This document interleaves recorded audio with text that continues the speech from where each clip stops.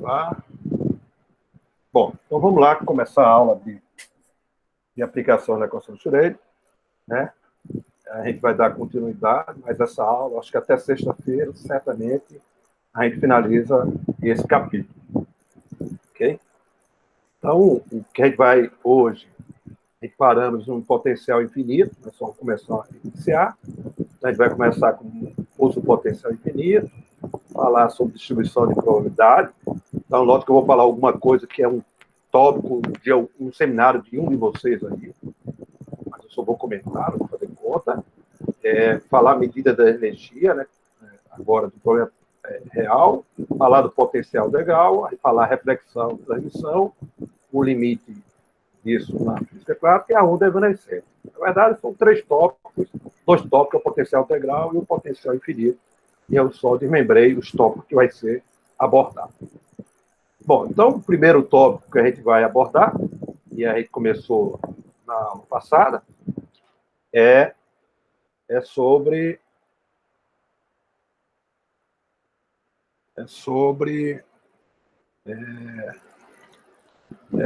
o potencial que chama caixa infinita, a gente chama do pulso infinito padrão. A gente chama padrão porque ele não está simetrizado em torno da origem, certo? A gente chama, é uma caixa de tamanho A ou L, né? Alguns problemas chamam de L, eu chamo de A, certo? Onde ele me diz que o potencial é infinito, é para maior ou igual a A e menor ou igual a zero. E o potencial é zero, é dentro da caixa. Então, a ideia é fazer, a gente tem o que chama de estado ligado, a partícula vai estar aí dentro dessa região limitada, né? E, portanto, vai ter a concentração de energia. Então, o problema básico, a gente vai ter que fazer, né? A gente resolveu esse problema no capítulo 1, usando o que chama teoria de Wilson-Sommerfeld, uma teoria que chama semiclássica, e encontramos a quantização da energia. Você vai ver que esse resultado, que a gente vai obter agora usando a equação de Schrödinger, bate com o resultado de Sommerfeld. Isso é uma mera coincidência, mas isso nem sempre vai ser verdadeiro, que a gente vai ver com o decorrer dos problemas que ele vai resolver. Certo? Bom, então, do ponto de vista da mecânica clássica, você tem que são colisões elásticas nas paredes, em x igual a zero, x igual a zero, de tal forma que a partícula fica nesse movimento, né, harmônico, né, para lá e para cá, vai e volta, eternidade. Né? E é por causa disso que a gente usou a teoria de Sommerfeld, porque o sistema é periódico, né? E a gente usou exatamente esse meu P, integra em dx e calcula o valor da minha energia quantizada. Né? Bom, como o momento só pode ter dois valores, é P0 ou menos P0, significa que está para a direita ou vai para a esquerda, então, portanto, eu tenho uma distribuição que a gente chama localizada nesses dois valores.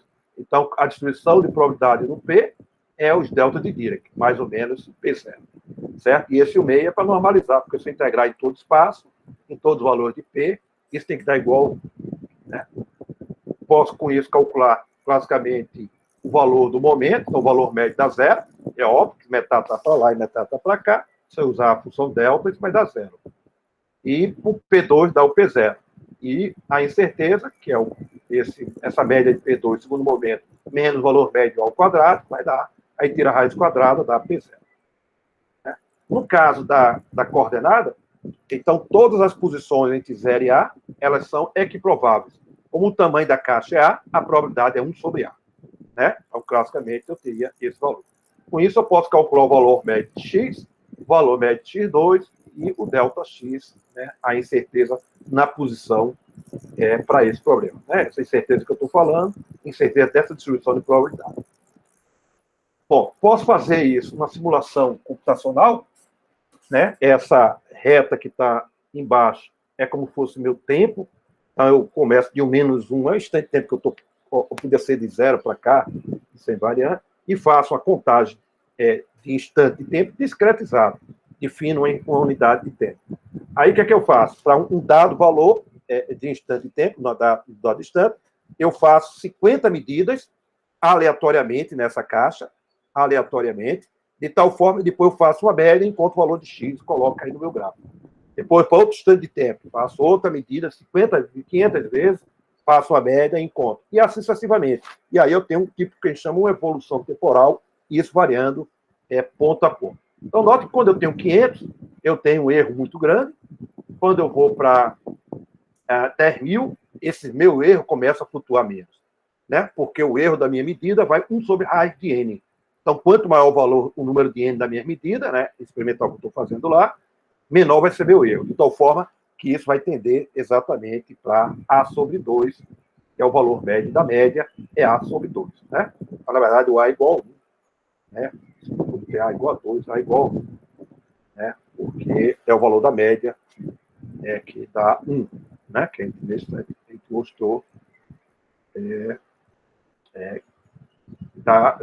A igual a 1 dá 1 meio, né? Que é 0,5, exatamente isso. Então, quando o número n é muito grande, eu perco a flutuação. Então, no limite infinito, n tendeu ao infinito, ele vai tender para erro zero. Certo? Então, esse é o tratamento clássico. O tratamento quântico é resolver essa equação diferencial, uma equação básica, sempre a gente vai resolver todos os nossos problemas em uma dimensão, é um problema básico desse. No meu caso aí, o meu potencial é zero, né? Então, o meu potencial é zero, e minha função de onda entre 0 e A, né, é uma função oscilatória. Eu posso colocar tanto o seno e o cosseno como a exponencial. Tanto faz, o resultado vai dar o mesmo. Certo? Porque nesse caso aí eu tenho onda indo e onda voltando. Então eu posso colocar isso. Quando eu só tenho onda indo, eu não posso colocar um seno e cosseno. Porque o termo seno e cosseno tem a parte de exponencial de mais IKX e a exponencial de menos IKX. Tá? Então, quando eu tiver uma onda indo no lugar, eu não posso usar esse seno e cosseno, e sim os termos exponenciais. Certo? Nesse caso aí, da caixa, eu posso usar os dois, que é invariante, que o resultado vai dar o mesmo. Então, dentro da caixa, eu tenho essa função de onda, onde as constantes A e B eu vou determinar pelas condições de contorno. E fora da caixa, a minha função é zero. Por quê? Porque a probabilidade de encontrar partícula fora da caixa é zero. Porque o potencial todinho é infinito. Se eu tenho um potencial infinito, eu tenho uma força infinita. E se a força é infinita, é impossível encontrar a partícula e ela não pode nem ter o que a gente chama onda evanescente, porque o potencial é todo infinito para toda a região. Certo? A gente vai ver algum caso particular de um potencial infinito no ponto. Então, imaginar uma função delta de Dirac. Então, eu tenho só no ponto. Então, a partícula pode passar de um ponto para o outro, que a gente chama de transmissividade. Bom, então, dada a minha função de onda, entre 0 e A, que é o que me interessa, porque fora eu já sei quanto vale da caixa, eu vou usar as condições de contorno. Bom, as condições de contorno que eu tenho é nas extremidades da caixa, né, que a gente chama interface. Em x igual a 0, a função de onda é 0, e x igual a A, a função de onda também é 0. É como se a gente pensasse no sistema de uma corda, a gente segurasse ela e balançasse ela. Então, você tem o que a gente chama os modos normais de vibração. Aqui é o análogo de uma corda, agora seria a minha onda, com dois nós, que são as duas extremidades. Né? Então, quando eu boto na minha função de onda x igual a 0, o primeiro termo vai a 0, que é o seno, aí fica só o B. Então, B igual a 0, porque a função de onda é igual a 0. Então, já descobri a primeira constante, é a constante B. A outra é quando eu colocar a função para x igual a A, como B já é 0, foi embora, ficou A igual a vezes seno de KA igual a 0.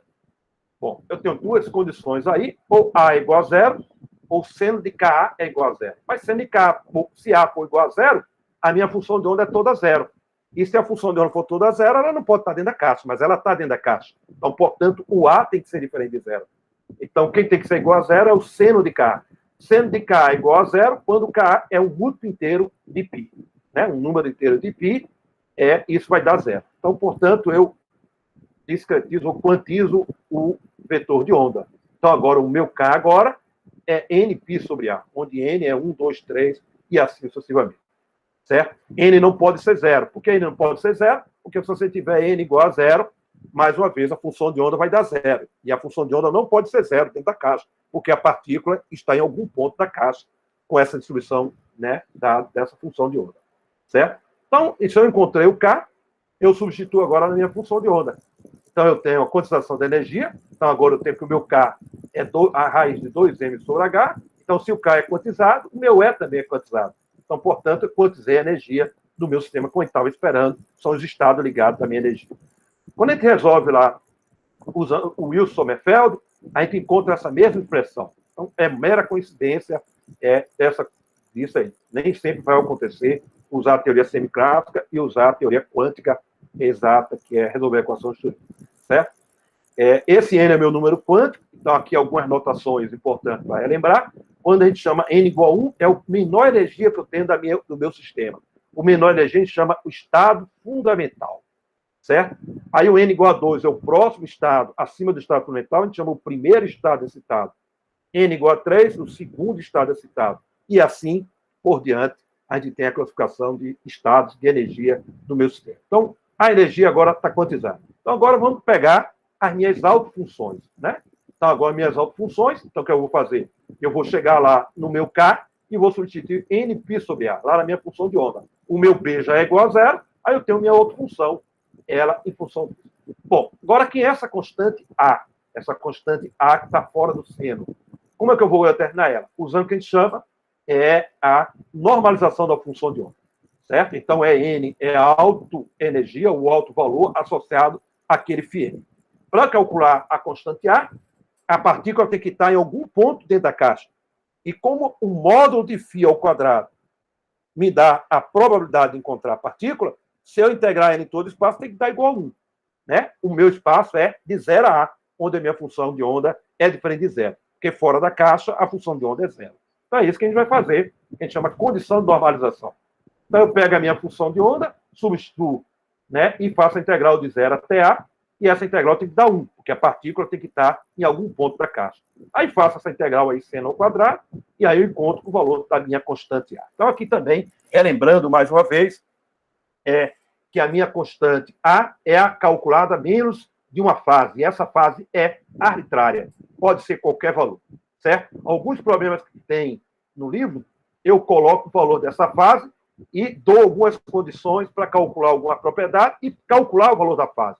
Então, a fase eu só posso determinar se eu tiver alguma propriedade que eu meço no laboratório.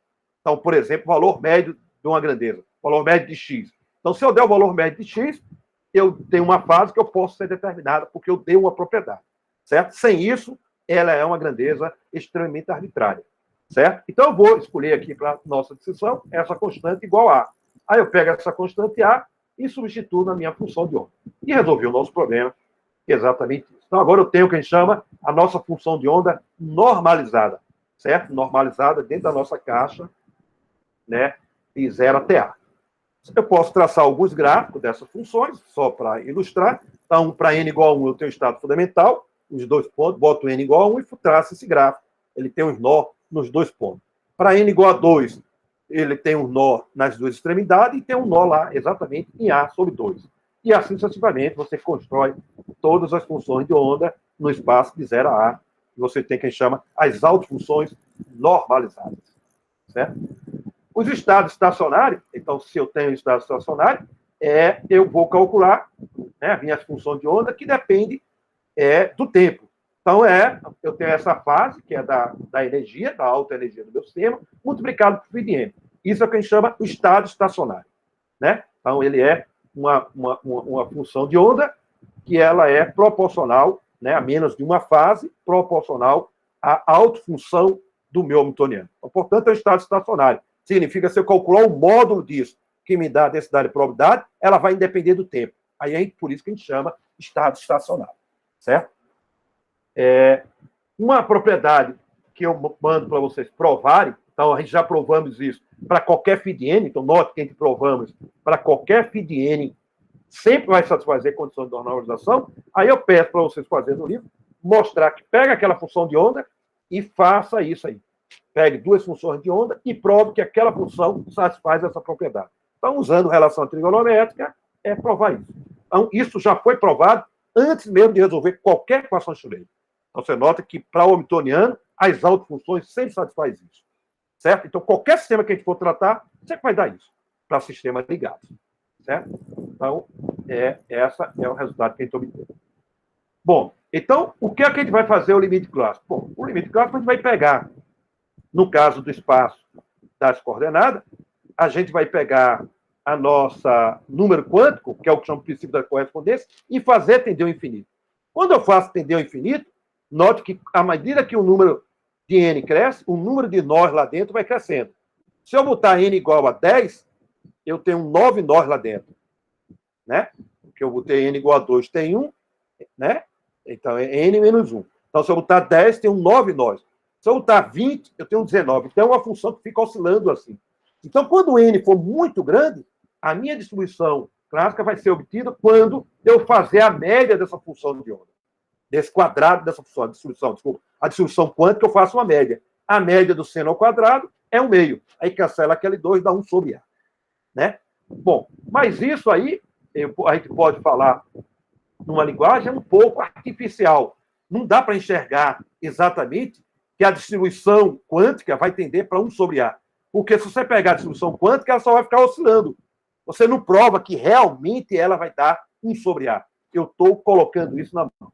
Então, uma outra forma de enxergar isso é fazer o que a gente chama no espaço do momento. Então, o espaço do momento fica mais visto entender esse limite da física clássica. Eu saio da quântica, da minha distribuição quântica, e vou tender para a minha distribuição clássica. A distribuição clássica que a gente viu nesse instante são duas funções delta, localizadas em mais ou menos, né, P0, onde P0 é a raiz de 2mf. Certo? Então, eu posso fazer agora no espaço dos momentos. Você vai ver que fica mais fácil enxergar esse limite da física clássica. Então, no espaço dos momentos, eu vou pegar a minha função de onda para um estado N qualquer e fazer a transformada de Fourier. Então, faço a transformada de Fourier, isso é uma conta básica, transformo esse seno naquelas exponenciais que a gente aprendemos, exponencial de, né, I, não sei o quê, menos exponencial de menos I, dividido por 2I. Faço aquelas duas integrais, e só é agrupar, é fácil fazer. Então, isso é fácil você fazer. Com isso, você pode calcular o módulo daquilo. Então, quando você calcular o φ de n, calcular o módulo quadrado, então isso é importante. Na prova aconteceu, e o cara, no lugar de tomar o módulo ao quadrado, tirou o a ao quadrado. Né? Então, quando você tem uma função de onda, não é o quadrado da função de onda, é o módulo da função de onda.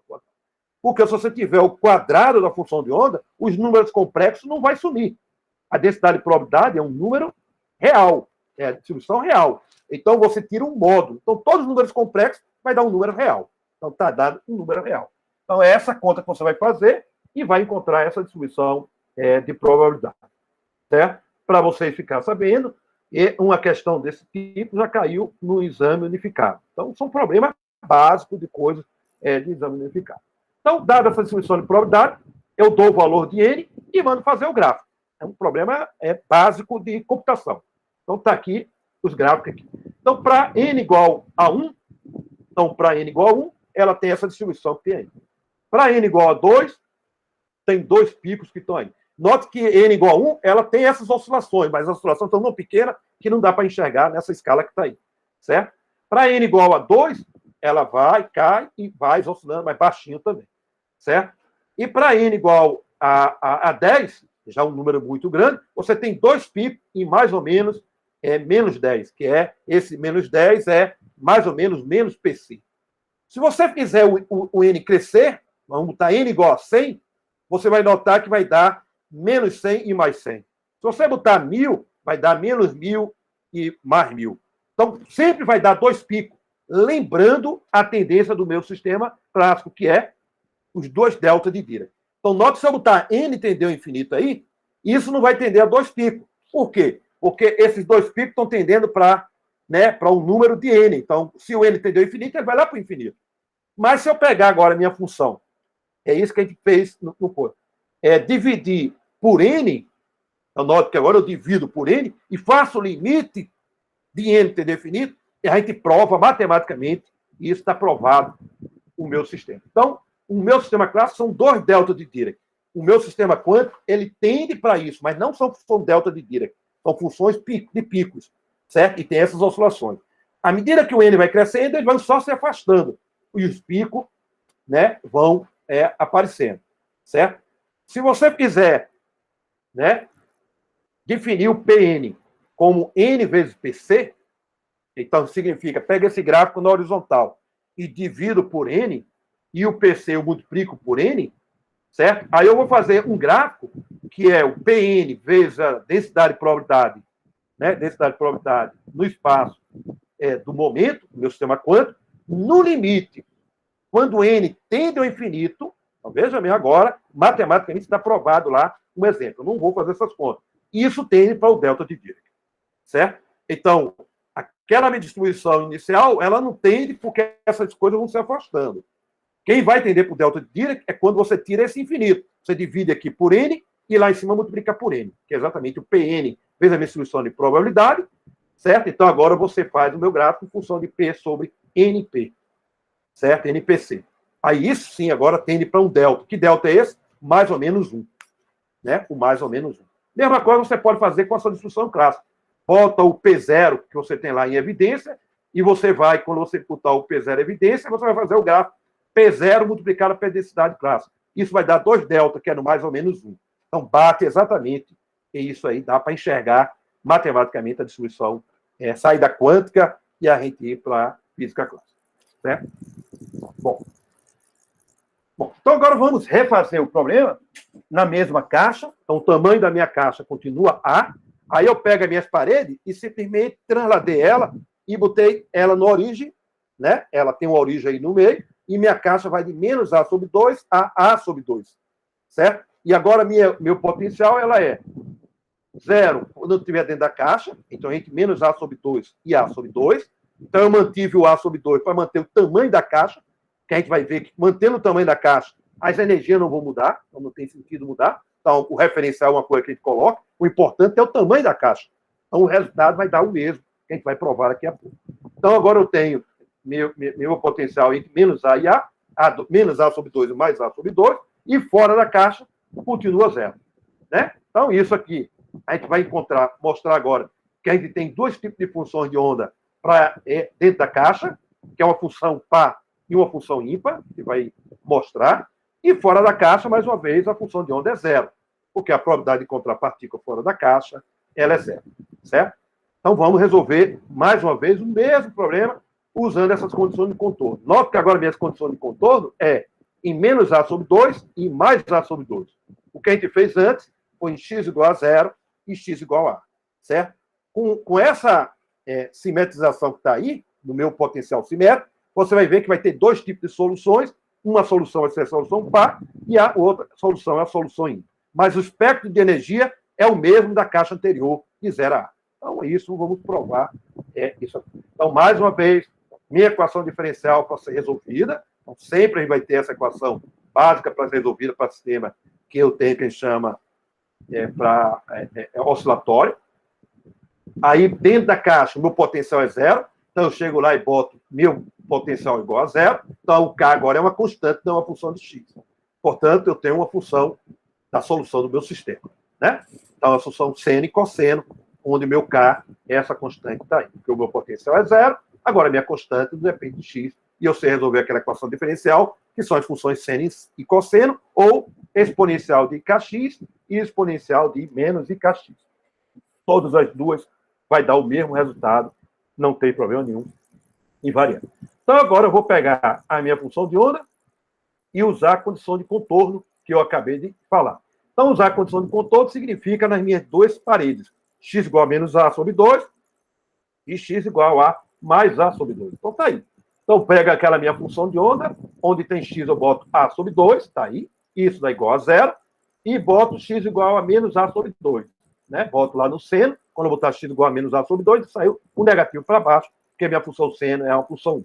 Então, veja, se eu subtrair uma equação menos a outra, veja, subtrair uma menos a equação menos a outra, você vai encontrar, né, o outro lado tem 0, vai encontrar A multiplicado por seno de K, A sobre 2 igual a 0, porque o 2 cancela. Se eu somar as duas equações, você vai ter 2B cosseno de K sobre 2. Cancela o 2, fica uma equação B cosseno de Ka sobre 2. Então, se você fizer isso, tem essas duas equações aí. Então, essas duas equações diferentes do que a gente obteve antes. Antes, a gente já teve uma condição para o B. O B deu 0. E o A tem que ser diferente de 0. Aqui, agora, eu tenho duas equações. Ou o A é 0, ou o B é 0. Certo? Se o A for 0, a primeira equação dá 0. Mas a outra equação, o B, tem que ser diferente de 0. Aí, quem tem que ser 0? O cosseno que está ali. Aí a outra condição é B igual a 0. Então, a segunda equação vai embora, não preciso nada sobre o K, mas o outro A tem que ser diferente de 0. Aí o seno que está lá dentro tem que ser igual a 0. Aí eu encontro a condição para cá. Essas duas condições que a gente vai ter, que a gente vai chamar exatamente a primeira, a solução par, que né? Que vai ser quando você considerar A igual a zero, aí você vai encontrar cosseno de Ka sobre 2 igual a zero, né? Quando é que isso é igual a zero? Quando Ka é múltiplo inteiro ímpar de π, né? Por exemplo, K igual a π, então dá Kπ sobre 2, né? Quando for 3π, quando for 5π, um número ímpar de π, o K, né? Então, significa que você encontra essa condição. Então, você encontra o valor de K, como o K está relacionado com a energia, você encontra o valor para a sua energia que está aí. Então, exatamente essa energia, o E1 é o mesmo E1 que a gente tem, sendo que essa energia é a energia da solução par, né? O índice é ímpar, mas a minha função que eu vou ter da função de onda é a minha função par, porque eu vou colocar o A igual a zero na minha função, eu vou ficar com a função cosseno. Aí eu faço a mesma coisa, normalizo dentro da caixa e encontro a minha função, que é a função par. Né? Porque ela é a função par, se eu troco x e menos x, a minha função de onda não muda. Por isso que a gente chama a solução par. Tem nada a ver com o número, com o índice n, tá? Para não confundir o índice n com a paridade da função de onda. Ok? Então, aqui o n dessa função de onda é n ímpar. Essa é a solução par. A outra, certamente, vai ser o contrário. Vai ser colocar B igual a zero, o seno tem que ser igual a zero. Então, para o seno ser igual a zero, significa que Ka sobre 2, né, ou Ka sobre 2, tem que ser um múltiplo inteiro de π. Né? Então, portanto, com essa condição, e o π tem que ser um número, né, o Ka sobre 2 igual a π. Né? Ou Ka é um múltiplo inteiro de π par. Então, 2π, 4π, 6π e assim sucessivamente. Então, você encontra a condição para cá, substitui lá e encontra a sua energia, solução ímpar, e cujos valores de n são os números pares. E a sua função de onda ímpar agora é essa aí. Então, é a parte seno. Então, é uma função ímpar. Se eu troco x e menos x, a minha função muda de sinal. Certo? Então, agora você tem as soluções pares e as soluções ímpares. Essa é a solução total do meu sistema. Não é só uma ou outra. A solução é isso tudo. Certo? E a outra não. A outra só tinha uma função. Uma função de onda. Quando eu fiz a caixa de 0 a A. Agora não. Agora eu tenho duas soluções. É um conjunto de funções. As soluções pares e as soluções ímpares. As energias pares e as energias ímpares. Então, o meu espectro de energia é esse que tem aí. Então, quando eu for enumerar essas energias, eu tenho que ver quem é o estado fundamental. O estado fundamental dessa caixa é n igual a 1 para a solução par. Esse é o estado fundamental. Porque é a menor energia. Porque aqui eu não posso botar n igual a 1. Menor energia é igual a 1. Então, é a solução par. Então, esse é o estado fundamental. Aí, quando eu fizer qual é o primeiro estado excitado, o primeiro estado excitado é a solução ímpar. A solução ímpar é para n igual a 2. Porque o outro é n igual a 3. Certo? Então, o primeiro estado excitado é esse. O segundo estado excitado é para n igual a 3 do outro. E assim vai fazendo o que a gente chama alternadamente, par ímpar, e tem todo o espectro de energia a ele associado. Então, comparando o que a gente fez na caixa padrão, do potencial padrão, quando eu pego a minha caixa de 0 a A gente quantizou e encontramos isso. O espectro. Então, se eu for fazer as medidas de energia na minha caixa, as energias possíveis são Zn. Certo? São Zn. Na minha caixa simétrica, no meu potencial simétrico, em menos A sobre 2 a mais sobre 2, o meu espectro é N mais e é N menos. Esse é todo o meu espectro. Mas se eu botar todo esse espectro, é 1 mais, é 2 menos, é 3 mais, é 4 menos, sucessivamente, é a mesma energia, é N que está lá em cima. Certo? Então, esses valores que eu vou ter aí são os mesmos espectros de energia que está lá. Lá em cima, o N é 1, 2, 3, 4, sucessivamente. E esse aí para N par, é o N ímpar, tem 1, 3, e assim sucessivamente. E para a solução ímpar, são o N par, 2, 4, sucessivamente. Quando você pega isso aí, essas energias todinhas, é equivalente exatamente isso. Então, isso é esperado. A medida não vai saber onde está o meu referencial. Se eu mudar o meu referencial, né, isso não deve mudar as características físicas de uma medida. Certo? No caso do observável, energia. Certo? Bom, então o espectro de energia não muda. Então, eu posso pegar algumas funções de onda, aí eu vou ficar alternando entre soluções pares e soluções ímpares. A par é quando eu botar n igual a ímpar, e a ímpar é quando eu botar n igual a par. Aí eu boto aí e traço esses gráficos em função normalizada entre x sobre a e multiplico por raiz de a para ficar adimensional, né? Para ficar adimensional, ou escolho a igual a 1, tanto faz. Isso aí fica a critério de cada um. Então, são as funções de onda somente para ilustrar. Né? Bom, eu posso pegar agora essa minha função de fazer um módulo ao quadrado disso. Quando eu fizer um módulo ao quadrado, você tem o que a gente chama a densidade de probabilidade. Né? É isso que a gente está fazendo na próxima slide. Multiplicado por A, em unidade de A. Então, essa primeira que está aí, contínua, é para n igual a 1. Né? N igual a 1 é aquela solução par. Então, é a solução, o estado fundamental. E essa linha tracejada é para n igual a 10. Eu pegar a minha solução n igual a 10, solução ímpar, boto lá n igual a 10 e traço o gráfico. Ela faz exatamente isso. Então, o que a gente estava falando antes, você nota que nessa distribuição nas coordenadas, você não dá para ver o limite clássico tendendo. Mas a gente faz artificialmente, né, o limite clássico, dizer que quando vai ao infinito, n é muito grande, a minha distribuição tende para a média. Mas note que isso é um artifício. Não surgiu naturalmente, como ocorreu na distribuição no espaço dos momentos. Mas isso a gente pode colocar na mão. Então, note que isso foi colocado na mão, isso não ocorre naturalmente, certo? Não ocorre naturalmente. Então, quando você faz n muito grande, a minha distribuição tende para a distribuição clássica, que é 1 sobre A. Né? Como eu estou multiplicando por A, isso vai tender para 1, que é uma linha reta em encontrar a partícula dentro da caixa. A caixa é de menos A a A, continua de tamanho A, a probabilidade é 1 sobre A. Então, independe onde eu estiver colocando a caixa, o importante é o tamanho da caixa, que a probabilidade clássica vai ser 1 sobre A, que é o tamanho da caixa, que ela é equiprovável. Né? Muito bem.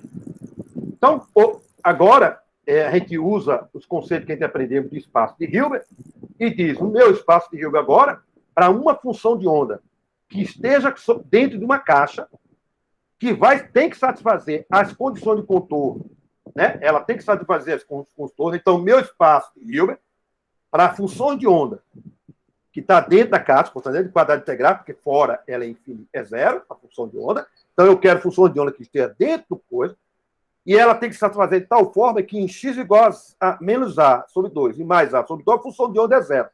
Então, esse conjunto de funções de onda vai definir o que a gente chama a base desse espaço de Hilbert. É a base desse espaço de Hilbert. Ou, se você perceber aí, essas funções de onda vai dar uma série de Fourier. Então, qualquer função de onda vai ser escrita com uma combinação linear disso. Uma combinação linear disso é a série de Fourier que vocês aprenderam no curso de Física Matemática. Então, qualquer função de onda que pertença ao espaço de Hilbert, dessas funções, que satisfaça essa condição, tá vendo? Em mais ou menos A sobre 2, ela pode ser escrita como uma combinação linear dos φn mais e φn. Aqui, tomar um cuidado na minha anotação, que eu deixei compacta. Aqui na somatória, para a função n mais, os n tem que ser ímpar. E para o outro n, ela tem que ser par. Mas como é que você pode modificar isso? Você pode pegar a minha solução φ de n mais, como eu tenho uma soma em n, como é que eu escrevo um número ímpar? Um número ímpar é 2n mais 1. Eu chego aqui na minha função de onda, onde tem lá o cosseno, e boto n igual a 2n mais 1. É assim que a gente escreve um número ímpar. E na φ de n menos, eu vou botar os n pares. Como eu vou botar os n pares, como é que eu escrevo um número par? Eu pego onde tem um n lá no seno, eu substituo por 2n. Aí eu despreocupo em somar n par, porque eu vou estar tudo contido aí, automaticamente. Vocês perceberam? Então, um número ímpar, a gente escreve quando coloca na verdade, eu vou botar 2n menos 1, porque eu vou ter que pegar o primeiro, porque eu vou começar com n igual a 1. Quando eu botar n igual a 1, vai ficar 2n menos 1, dá 1. Se eu botar 2n mais 1, dá 3. Aí não vai pegar o n igual a 1, é o primeiro termo do φ de n mais. Certo? Então, onde tem n lá do cosseno, eu vou botar 2n menos 1. Certo? E onde tem n no seno, eu boto 2n. Aí eu tenho as minhas funções de onda pares ímpares, sem se preocupar com isso. Mas isso é um detalhe técnico que a gente não entende. Bom, essas funções de onda, se você pegar essas funções de onda, elas são ortonormalizadas. Então, note que a minha base é toda ortonormalizada, eles são ortogonais entre si. O φ de n mais é ortogonal com o φ de n menos, e entre eles só vão ser, e quando for dois n diferentes, n e l, vai dar zero. Então, é fácil provar e isso é um exemplo para vocês fazerem, pegar aquela mesma função, que ela satisfaz isso. Quando for entre eles mais e mais, e menos e menos, dá o delta NL. E quando for um mais com o outro menos e um menos com o outro mais, eles vão ser ortogonais entre si. Aquela integral vai dar zero, se vocês fizerem a conta direitinho. Isso dá para provar. Certo? Portanto, com essa condição de ortonormalidade, você agora consegue calcular os coeficientes CN e CN-. Né? Agora fica fácil. Como é que eu faço? Multiplico, faço produto escalar. Né? O produto interno. Multiplico por n mais asterisco, eu encontro CN mais. Multiplico por φn menos asterisco, encontro CN menos. Então, todo o procedimento que a gente fez antes, eu não vou repetir mais, porque é cansativo demais. Certo? Então, agora eu tenho como calcular os coeficientes da minha expansão. Então, tudo que a gente fez antes, a gente agora está particularizando o problema específico do problema da caixa. Então, a medida da energia. Então, ali está errado, ali é H aplicado em φ de N, dá EN vezes φ de N. Eu vou ter um φ de L, vou corrigir já no material. Certo? Então, dá um φ de N. Então, essa é a equação de alto valor e alta função a ela associada. Então, tem para a solução par e para a solução ímpar. Então, já calculamos as altas funções e já calculamos os altos valores, a alta energia. Então, quando a gente vai medir a energia do meu sistema, ele vai dar esse espectro. É um desses valores. Qual deles? Eu não sei. Né? Se eu preparar o meu sistema em T igual a zero, né? Eu digo que em T igual a zero, o meu estado inicial é essa superposição, né? Então, eu estou assumindo que é uma superposição das autofunções do meu hamiltoniano, então é fácil a gente provar, calcular esse valor médio. Então, agora, a minha energia, eu pego esse meu hamiltoniano, tá aí, pega essa minha função, coloca aí e faço essas contas. A gente já fez isso muitas vezes. Não vou repetir mais.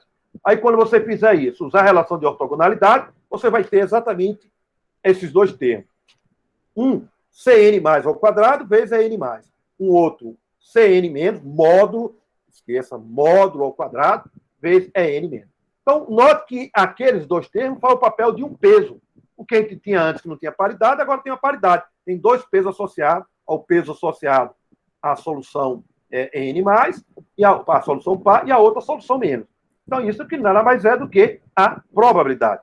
Né? O que a gente fez, que a gente chama o postulado de Neumann, ou da projeção de Neumann. Né? Então, aqui são os pesos a ele associados. Então, essas contas, elas são repetitivas, está lá no livro, eu não vou fazer aqui, porque a gente já fez umas 3 vezes, né? E a gente vai simplesmente perder tempo. Bom, calcular a evolução temporal é fácil. Né? Por que é fácil? Porque eu dou a minha função de onda inicial, sei agora isso aí. Aí, como o φ de N é autofunção do meu hamiltoniano, aí eu vou aplicar aquela exponencial agora em uma dimensão, então no R vetor agora é o x, então aquilo vale para qualquer dimensão para hamiltoniano que não depende do tempo, então agora é fácil fazer. Quando eu colocar isso, olha, quando a exponencial aplicar no φ de N mais, aí vai ficar N mais. E quando a exponencial lá de menos IH aplicar em φ de N menos, vai dar a exponencial de menos I N menos. De tal forma que fica essa expansão com esses coeficientes também bem batido. Né? Se você quiser calcular a probabilidade para um tempo qualquer, é um módulo, olha aí a palavra, um módulo de Cn mais ao quadrado. Note que essa fase vai embora. Não é fazer o quadrado de Cn mais ao quadrado. Porque se você fizer ao quadrado, não soma aquela exponencial. Certo? Isso é importante. O módulo ao quadrado. E isso vai me dar a probabilidade. Então, vai me dizer que o meu sistema se mantém no meu estado. Né? Esse meu estado não muda com o tempo. Então, significa que a energia não muda com o tempo. Certo? Então, se você calcular o valor médio da energia, o valor médio da energia não depende do tempo. Porque meu sistema é conservativo. A energia não pode depender do tempo.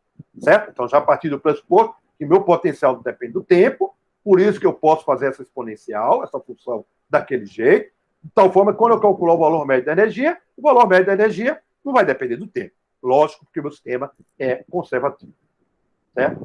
Bom, então, resolvido o problema, né, da caixa de potencial, tudo que a gente pode fazer, o resto são exercícios.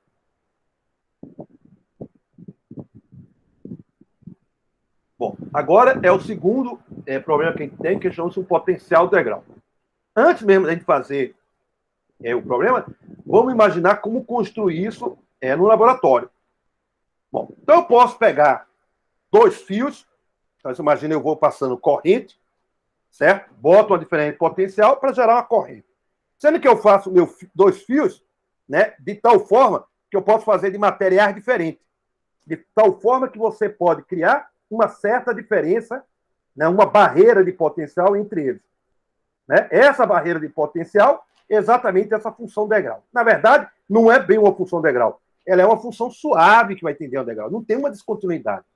Certo? Então, na verdade, ela é uma função suave e vai mudar a descontinuidade. Então, ela sai de um potencial e vai para um outro potencial. Então, você pode criar isso no laboratório, idealizadamente, através de um fio com dois tipos de material. Certo? Então, transportando isso para a física, para ficar fácil, eu vou considerar ela uma descontinuidade finita dessa forma. Ela vem igual a zero e pá, e sofre esse degrau. Tá? A gente chama de função degrau. Certo? Então, é zero para cá e para lá é V0. Então, ela é V0, é igual a V0, a energia potencial, para todo o valor de X. Daqui a pouco, a gente vai, na outra aula, a gente vai fazer um que é V0 e para nisso. A gente chama de uma barreira de potencial. Esse não. É uma função degrau. Vai embora e não para mais. Certo? E isso vai ter consequência nas minhas condições de controle. Certo? E a gente vai tratar dois casos. Um primeiro caso, vou lançar uma partícula com energia maior do que V0. A gente vai chamar esse problema de espalhamento. Certo? E o segundo caso, eu vou chamar de ondas evanescentes. A gente vai ver que a função de onda, quando for quântica, a partícula pode ter probabilidade de entrar dentro dessa barreira. E vai diminuir com o decorrer do tempo. Isso lembra a óptica, quando a gente manda a luz sobre o material. Ela penetra lá e ela é atenuada, vai depender do material. E aqui, no meu caso, meu material é o potencial V0. Certo? Então, a gente vai tratar os dois casos separadamente e resolver a equação de Schrödinger. Então, está aí o nosso potencial que a gente vai resolver. Certo? Bom, então, o primeiro caso é o problema do espalhamento. Então, o problema de espalhamento, se eu pensar do ponto de vista da física clássica. Então, se eu pego a partícula e lanço ela com energia E maior que V0, o que é que vai acontecer com ela? Na região 1, eu tenho um momento na direção do eixo X. Quando ele passar nessa interface, ele vai ter essa energia. Certo? Por quê? Porque agora a energia que ele vai ter tem E menos V0. A energia, então, portanto, a energia cinética vai dar isso aí. Então, a única coisa que vai acontecer com a partícula é que ele vai diminuir de potencial, ou do momento. Mas ele continua andando indefinidamente. Ela não volta através disso. Então, isso ocorre porque ela é uma partícula, cara. Do ponto de vista da mecânica quântica, não. Agora ela é uma onda. Quando a onda passa de um meio e vai para o outro, o que é que vai acontecer?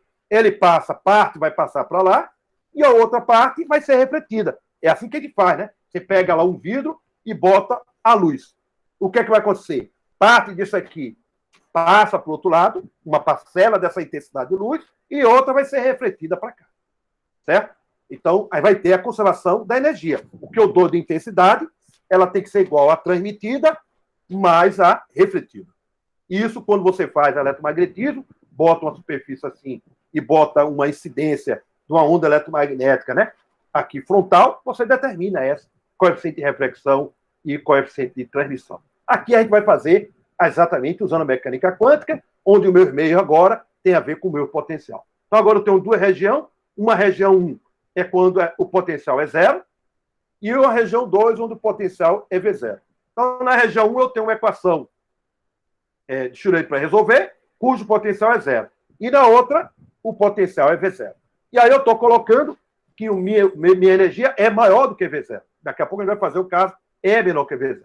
E resolver essas duas equações são ondas que a gente chama oscilatórias. São duas equações oscilatórias, análogas que a gente já fez anteriormente. Então, vamos resolver essa equação. Então, a nossa equação oscilatória é essa. E vamos fazer as duas regiões. Então, as duas regiões eu tenho, para x menor do que zero, o meu potencial é zero. Aí eu tenho um K1. O meu K1 é 2mE sobre H cortado ao quadrado. E na região 2, o meu potencial é V0. Então, eu vou lá na minha equação do K e boto V0. Então, por isso que ela dá, porque ela não depende de x. Então, minhas equações são essas exponenciais que está aí. Note que agora eu não coloquei o cosseno e o seno, porque exatamente na região 2 você vai ver que o termo segundo, o exponencial de menos i, é zero. Se eu colocasse o seno e cosseno, você tem onda indo e onda voltando. Sendo que a gente vai usar uma condição de contorno que o degrau vai e não para mais. Então, portanto, a onda só pode ir e não pode voltar, porque ela não sofreu nenhuma descontinuidade potencial. O meio, se continuou o mesmo. É feito você colocar a luz num vácuo. Ela vai e não é refletida. Certo? Então, ela não vai ser refletida se eu colocar no vácuo. Se eu colocar o meio, existe reflexão quando passa através do meio. Então, se o meu degrau não muda o potencial para todo o valor de x, então, portanto, esse termo segundo vai dar igual a zero. Essa é uma condição que a gente vai usar fisicamente no nosso problema. Então, a gente resolve, sempre as soluções são as mesmas. Eu estou sempre repetindo. E aí você identifica os meios e coloca as constantes quando tiver onda oscilatória. Então, no meu caso, são ondas oscilatórias, são equações desse tipo. Daí, porque a energia é maior do que o potencial. Certo? Então, vamos lá. Então, eu tenho aqui as minhas equações. Então, está aí, resolvi a equação.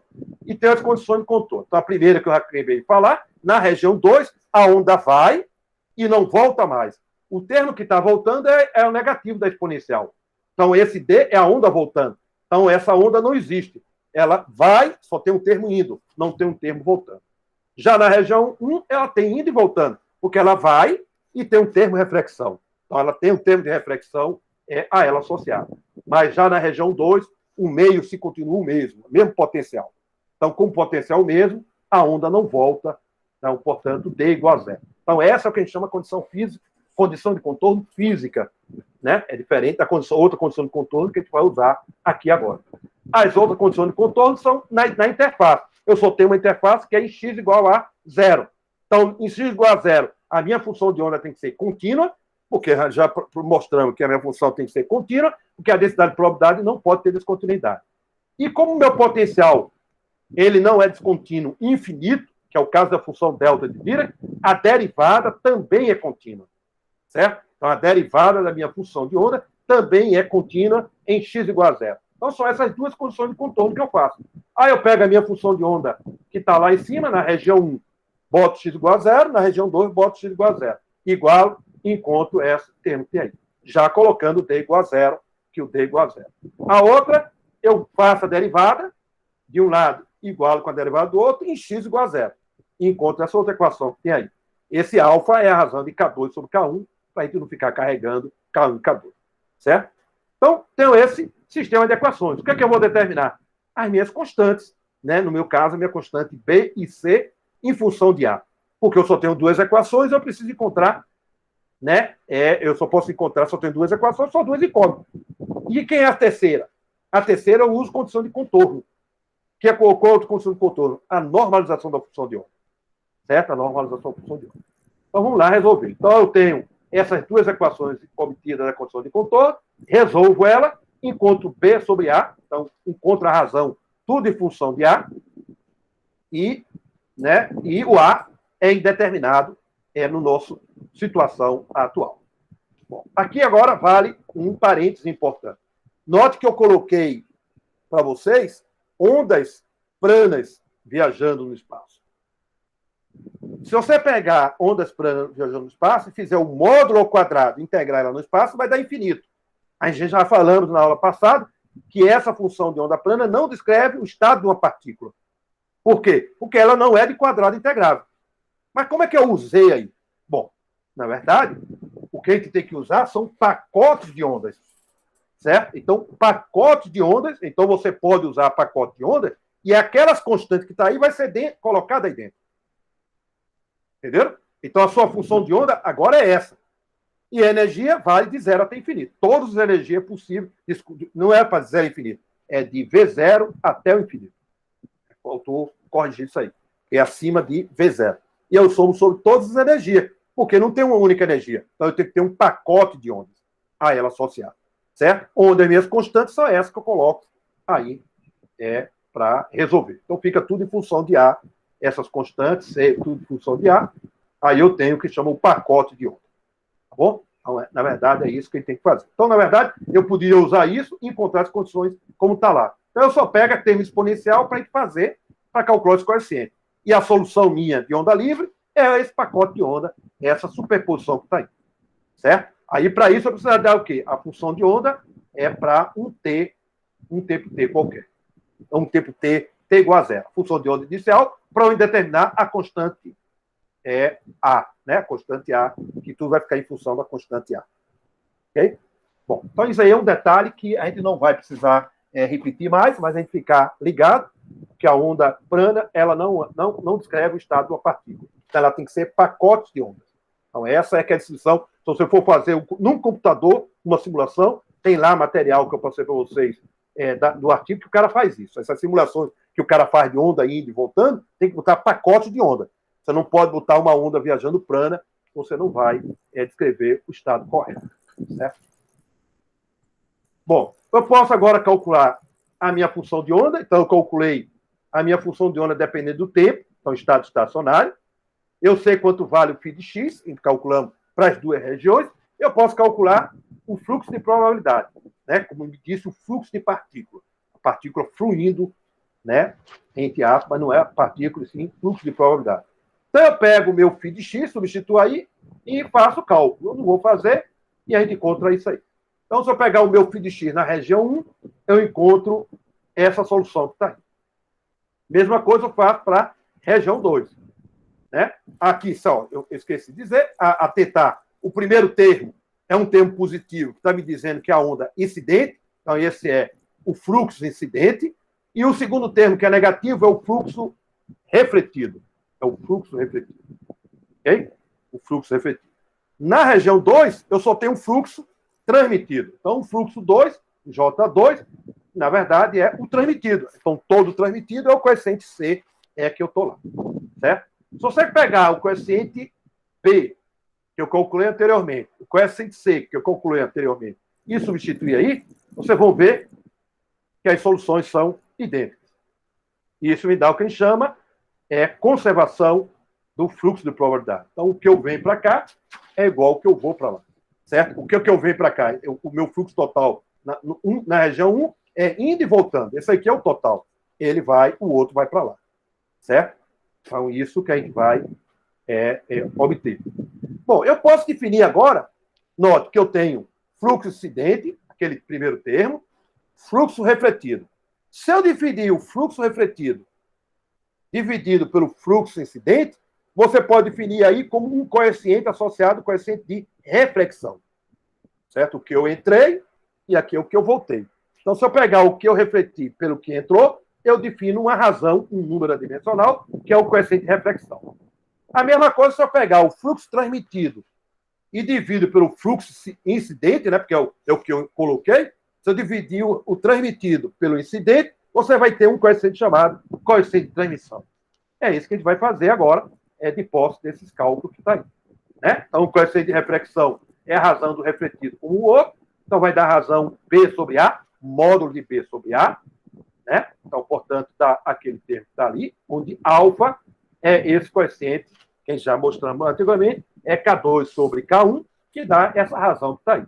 Né? Lembre-se que E é maior que V0. E o transmitido dá esse termo que está aí. Se você somar os dois, óbvio que vai dar 1, porque isso vem pelo fluxo incidente. Né? É consequência de J1 igual a J2. Se você pegar J1 igual a J2, depois divide tudo por A ao quadrado, você tem R mais T igual a 1. Certo? Então, refletido, então você chama de unidade o que você incidiu, e aí você tem o que refletiu e o que transmitiu. Esse 1 é porque a gente dividiu tudo por A. Né? Como dividiu tudo por A, ficou exatamente sem um fator A. Então, às vezes, por exemplo, a função de onda, que é alguns problemas o cara coloca já o A igual a 1. Certo? Então, ele bota uma exponencial com A igual a 1. Né? Então, tudo você está calculando, não precisa mais do A, porque o A já foi embora. Certo? Mas quando você não coloca 1, você calcular em função do que foi incidido. E o que foi incidido é esse coeficiente A que você tem aí. Certo? Bom, essa equação é interessante, essa equação. Então, vamos aqui analisar essa equação. Vê que coisa interessante essa equação tem. Essa coeficiente de reflexão e o coeficiente de transmissão depende do alfa. E o alfa, ele só depende da energia que eu vou lançar da minha partícula e da barreira de potencial. Não tem nem nada da mecânica quântica. Quer dizer, não tem a constante de Planck que eu possa fazer o limite clássico? Porque o que a gente viu anteriormente é, no limite clássico, então uma partícula clássica, o que ela faz? Ela vai e vai embora. O que significa limite clássico? O R é igual a zero. O limite da física clássica, o que eu tenho que fazer? A constante de Planck tende a zero. Sendo que minhas grandezas não dependem da constante de Planck. Sumiu a constante de Planck. Sumiu a constante de Planck. Então, o resultado esperado, né, era TR igual a zero. Mas o nosso expressão não bateu igual a zero. Isso tem uma inconsistência para ser resolvido. Como é que a gente resolve isso? Então, a gente pode resolver o problema no lugar de eu fazer o meu potencial descontínuo, eu fazer ele suavemente um degrau. Depois eu faço o degrau tender a ele, entendeu? Então, no lugar de eu fazer uma descontínua que não existe, esse potencial, então sempre vai ter alguma curvatura, então eu vou fazer um potencial ligeiramente suave, um degrau. E essa função é essa função que está aí. Essa função degrau suave. Então, note que o A é um parâmetro que eu estou colocando, que quando A tende ao infinito, o A tende ao infinito, vai ficar 1 sobre infinito. Desculpa, quando A tende a zero, vai ficar 1 sobre zero, infinito. Exponencial menos infinito, zero. Aí esse meu potencial suave tende para o degrau que a gente fez agora. Certo? Então, esse potencial é um potencial que vai para o meu caso anterior quando eu boto A igual a zero. Tudo bem? Bom, e esse potencial dá para ser resolvido? Dá. Esse potencial dá para ser resolvido. E você dá para encontrar o valor do coeficiente de reflexão. Então, agora o seu coeficiente de reflexão é diferente do que está lá. Certo? É diferente do que está lá. Se você colocar A tender a zero, volta para a expressão que está lá em cima. Então, se você colocar A igual a zero, o seno hiperbólico tende para o coeficiente lá, cancela o A com A, o π com o π, aí vai ficar K1 menos K2 ao quadrado, embaixo K1 mais K2 ao quadrado. Tudo bem? Aí eu boto K1 em evidência, vai ficar 1 menos alfa e 1 mais alfa ao quadrado, como está lá em cima. Então, o A igual a zero, volta para o degrau que tem antes. Mas agora, com essa suavidade, agora sim, eu posso analisar o meu limite quântico. Então, a minha função vai fazer uma suave, um degrau, certo? Vai fazer um degrau. E aí, esse degrau, o que é que vai acontecer? Quando agora eu vou botar minha constante de Planck tender a zero. Porque no meu função degrau, uma função clássica também R é igual a zero. Então, agora eu vou pegar essa minha função suave e vou botar H tender a zero. Quando H tender a zero, o K1 e o K2 tendem ao infinito. Porque é 1 sobre H. Então, são dois números muito grandes. Dois números grandes. Então, significa que eu pego aquela seno hiperbólica e vai tender para exponenciais, porque são dois números grandes. O termo negativo vai embora, porque são termos muito grandes. De tal forma que quando o H tende a zero, aquele termo seno e seno, os dois senos que está lá, vai tender para essa exponencial. Então, vai tender assitoticamente dessa forma. De tal forma que quando H tende a zero, ela tende a zero. Certo? Então, agora você inverteu a ordem. Você faz o limite H tender a zero, e agora você pode fazer o A tender a zero. Porque agora você tem uma função suave, e não uma função descontínua que tem ali. Certo? Então, você reproduz exatamente a física clássica quando você bota uma função degrau correta. Tudo bem? Bom, então aqui agora, para faltar 5 minutos, é o final do que tem aí. O outro termo que a gente tem é colocar E menor que V0. Então, E menor que V0, o que é que vai acontecer classicamente? Então, classicamente, você tem uma partícula, bate aqui, mas agora também é refletida, porque ela bateu na parede, ela volta. Então, sempre desprezando gravidade. Então, ela bate, faltou colocar ali o sinal mais ou menos. Ela bate e elasticamente vai. Na região dentro, agora dentro da barreira, note que eu estou fazendo E igual a menos V0. Então, o meu momento, classicamente, vai dar o quê? Imaginário, porque se E é menor que V0, vai dar um número imaginário. Portanto, essa solução é proibida. Então, a partícula não pode se encontrar na região 2. A gente chama essa região 2 de proibida classicamente. Então, classicamente, ela não pode se encontrar porque é o momento da imaginário. Então, ela só pode estar na região 1. Esse é o resultado da mecânica clássica. Certo? Na mecânica quântica, bom, agora vai ter que tomar cuidado, porque você tem a região 1 e a região 2. A região 1, o potencial é zero, beleza, é a mesma função de onda, mas a região 2, a energia é menor do que V0. Então, a minha função de onda na região 2 não é mais oscilatória. Então, é esse cuidado que agora a gente vai tomar. Então, na região 2, o meu E é menor do que V0. Então, quando eu inverter a ordem, botar V0 menos E, aquele menos K ao quadrado vai ficar mais K ao quadrado. Então, não é mais solução oscilatória, e sim soluções exponenciais. Então, na região 2, são soluções exponenciais. Na região 1, continua a solução oscilatória. Porque o potencial é zero, o meu K1 é esse aí. Tudo bem? Então, a região 1 e região 2. Bom, então, a primeira coisa que o cara tem que fazer nesse problema é identificar a região, escrever as equações. O resto, manipulações matemáticas. Certo? Então, agora vamos para as condições de contorno. O problema desse tem duas condições de contorno. Uma condição de contorno física, né? Todas são físicas. E a outra é matemática, mais matemática do que física, né? Que é a descontinuidade e a função de onda. Então, vamos lá para as condições de contorno para esse problema. Então, a primeira condição é essa. A função de onda tem que ser finita no infinito. Então, quando o meu x tender ao infinito, a minha função de onda tem que ser zero. Mas se você observar lá, eu tenho dois termos na minha exponencial. Uma é uma exponencial positiva.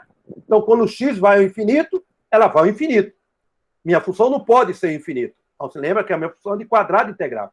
Então, aquela minha função de onda, aquele termo exponencial não pode existir. Aí, o que é que eu faço? C igual a zero. Então, o coeficiente é zero. Então, ela só vai existir o termo D que está ali. Certo? E a outra condição de contorno é a função de onda de x igual a zero e a derivada em x igual a zero. Igual as duas regiões, né? E encontro isso que está aqui. Certo? Então, você pega a função de onda de x igual a zero igual a com a outra e a derivada igual a outra. Faz as duas e você encontra agora essa equação que está aí, já é colocada bem organizada. Onde agora eu defino um coeficiente beta, que é dado por V0 menos E sobre E, que é diferente daquele alfa, né, que é E menos V0. Eu chamei de um beta que está aí. Então, você agora tem um sistema de duas equações, analogamente como a gente fez, e eu vou determinar o coeficiente B e D em função de A. É isso que a gente vai fazer. Resolve esse sistema e encontra B e D em função de A. Certo? E aí, o que é que eu vou fazer? Calculo o fluxo, né, de probabilidade. Na região 1, está aí. Né? Na região 1, ela está aí. Na região 2, né? Na região 2, ela dá zero. Por que dá zero? Porque eu não tenho nenhuma parte complexa que está lá. Né? Então, eu não tenho exponencial de kx. Quando você fizer todas as derivadas, isso vai dar ela igual a zero. Bom, mas se J2 é igual a zero, né? O J1 também vai dar zero. Lógico que vai dar zero. Se você pegar o módulo de B lá em cima, fizer o módulo de B, vai dar dividido, né? O módulo de B dividido pelo módulo de A, vai dar 1. Então, quando você substituir na equação em cima, também dá zero. Fluxo de probabilidade. Certo? Então, essa vai dar todo zero. O outro eu tenho um termo incidente e o termo refletido. Então, note que agora eu não tenho transmissão. Então, portanto, quando você dividir um pelo outro, o coeficiente de reflexão dá 1. Coeficiente de reflexão. Então, o fluxo indo dividido pelo fluxo. Então, tem que pegar o módulo. Então, o módulo lá em cima dá 1 mais beta ao quadrado. O módulo embaixo dá 1 mais beta ao quadrado. Tomar cuidado para não botar isso ao quadrado. É o módulo ao quadrado. Então, dá 1. E o fluxo transmitido é 0. Então, está tudo ok, no meu caso, aparentemente com a onda clássica. Só tem uma diferença da partícula clássica. É que o meu coeficiente deu 1, mas minha partícula tem probabilidade de encontrar dentro da barreira, dentro daquela integral. E é exatamente o que chama-se a onda evanescente. Então, agora eu tenho a função de onda na região 2, ó. Função de onda na região 2 é isso que está aí. Certo? Então, a função de onda na região 2, ela está aí. Tudo bem? Então, se ela está aí, significa que a função de onda está diminuindo com o tempo. Se eu fizer o módulo ao quadrado dessa função de onda, ela está me dizendo o quê? A probabilidade de encontrar partícula dentro da minha função integral. É isso que a gente faz, e faz isso aí. Então, quando eu fizer o módulo ao quadrado, né, vai dar isso daí. Né? Esse coeficiente que está em D, a gente vai chamar do coeficiente que é a distância de penetração, eu chamo de um D, que tem a ver com o meus Q da vida, né? Esse gama tem a ver com esse 1 mais beta ao quadrado, tá aí, que eu botei tudo bonitinho, e aí eu estou mostrando que a probabilidade diminui com a distância. Beleza? Isso é diferente da física clássica. Na física clássica é impossível a partícula se encontrar, ali é a região proibida clássica. Do ponto de vista quântico, ela pode ter uma probabilidade, e essa é a probabilidade dela encontrar, e ela diminui com a distância. Note que esse D, né, essa D que tem aí, a gente vai chamar de, né, da distância de penetração da minha partícula. Certo? Se você fizer o H tender a zero, o limite de H tender a zero, H tender a zero, você vê o Q está lá, vai dar infinito. E o K também é infinito. Se o Q e o K tendem ao infinito, você chega na sua equação D vai ser igual a zero. Tá vendo? Ó? D, porque vai ficar 1 sobre infinito, D é igual a zero. Volta para o limite da física clássica. Então, eu tenho uma partícula, você pode pensar como onda que ela bate e volta refletindo, mas não entra dentro da barreira, porque o limite da física clássica é quando a constante de Planck tende a zero. Certo? E quando o H é diferente de zero, você tem uma probabilidade dela entrar sobre ela, que está dentro da barreira. Eu vou fazer aqui um cálculo para a gente entender. Então, imagine que você tem uma poeira, uma massa de uma poeira, uma coisa bem pequenininha, né? E que ela viaje a uma velocidade de 10 metros por segundo. Então, a massa da poeira é estimada como 10 a menos 7 quilogramas, e eu vou colocar que a energia que ela vai viajar é metade da barreira. Então, eu tenho uma barreira e eu vou colocar a energia metade da barreira, só para estipular. Aí eu vou botar naquela minha grandeza e estimar o valor da distância de penetração para essa partícula macroscópica. Então, quando você coloca lá, olha que distância ele penetra. 10 a menos 29. 10 a menos 29 é uma distância imensurável. O que é distância imensurável? Não existe nenhum procedimento de medida para fazer isso. Certo? Então, no laboratório, eu não tenho como medir distância dessa ordem. As minhas distâncias são da ordem de angstrom. 10 a menos 10, que é do tamanho do meu átomo. Distâncias menores do que isso, a gente ainda não tem tecnologia para se fazer. Então, 10 a menos 29, menos ainda. Então, se uma poeira penetra com a probabilidade lá dentro, eu não sei. Mas o que eu posso falar, do ponto de vista experimental, é que eu não posso medir, porque a distância é muito pequena. Então, no mundo macroscópico, eu não vejo essa possibilidade. Mas se você for para o mundo microscópico, agora você pensar um elétron, e você tem uma barreira que está lá dentro. Né? Aí você tem o elétron, e o elétron agora tem uma massa de 10 a menos 30 kg. E agora eu vou estimar, dizer que a energia do elétron é 2 eletronvolts, e a barreira do potencial é 5. Tanto faz, deve estar da mesma ordem, 0 e 2. Isso aí não altera nada. Né? Aí eu pego isso e substituo lá na minha equação de D. Aí quando eu substituo, agora sim. Você nota que agora a distância de penetração que o elétron pode entrar dentro desse degrau é de dimensões atômicas. Isso é mensurável. Então significa que se eu fizer isso e conseguir fazer um experimento, eu posso fazer medida de probabilidade e encontrar a probabilidade da partícula ela entrar. Então, isso é muito importante, porque a partir de agora, você nota que ela tem uma probabilidade que vai diminuindo com a distância. Tudo bem. Se agora você fizer isso, uma barreira, uma função degrau, e agora você fizer uma barreira de potencial, o que é que significa? Que a partícula vem, ela entra dentro da caixa, que ela tem probabilidade, e sai do outro lado. Esse é um fenômeno extremamente revolucionário da física. É o fenômeno da tunelamento. A partícula consegue passar através de barreiras de potenciais. Esse fenômeno só ocorre com fenômenos quânticos, com partícula microscópica, um elétron, por exemplo. Então, isso revolucionou a eletrônica, revolucionou toda a nossa física. Então, hoje a gente tem microscopia por tunelamento. Então, você mapeia e faz os elétrons tunelarem. E com esse tunelamento, você consegue fazer exatamente fotografias do nosso sistema. Muito bem. Então, com isso, a gente termina mais um potencial, né? E aí, na próxima aula, a gente vai começar mais outros potenciais, que vai ser a barreira de potencial, depois o poço de potencial né, finito, que agora eu boto um pulso assim, e depois vou fazer o oscilador e a função delta na sexta-feira. Então, esses potenciais que a gente vai determinar até sexta-feira, e com isso a gente termina todos os potenciais, né? E vocês têm muita coisa mesmo para estudar. Espero